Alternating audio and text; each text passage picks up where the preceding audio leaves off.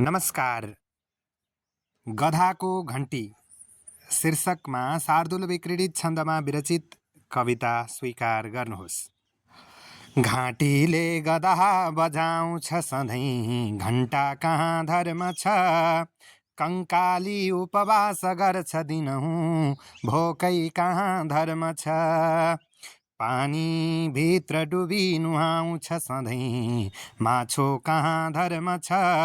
सच्चा धर्म त राष्ट्रभक्त हुनु हो, संसार चम्काउँछ। गाई खान म पाऊँ भन्छ जसले, हो रे उही सांसद। एउटा धर्म गुरु अटेन जसमा 20औं अटे पास्टर। पार्टीबाट हटाई हिन्दू अहिले रुद्री लगाउँछौ। त्यो हो रावण भेष फेरि मतको सीताजी हर्दैछौ। भिक्षा माग्छ विदेशबाट जनता, बेच्दैछ कसले यहाँ। सेनाको अपमान वा पशुपति, ललकार्छ जसले यहाँ।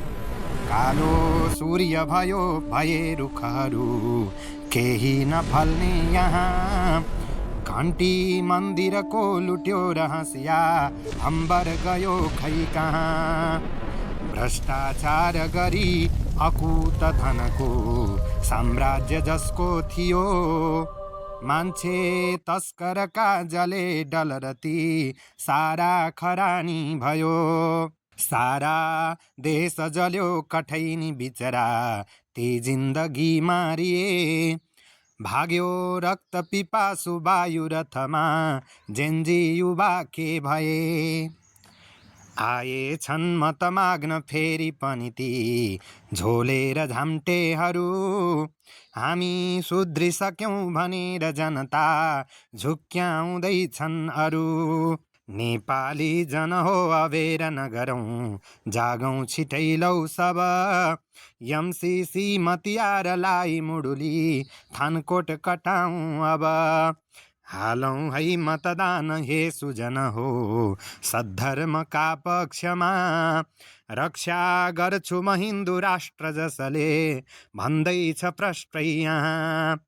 दिन्नन् भोट भने त हिन्दूहरूले धार्मिक पार्टीमा।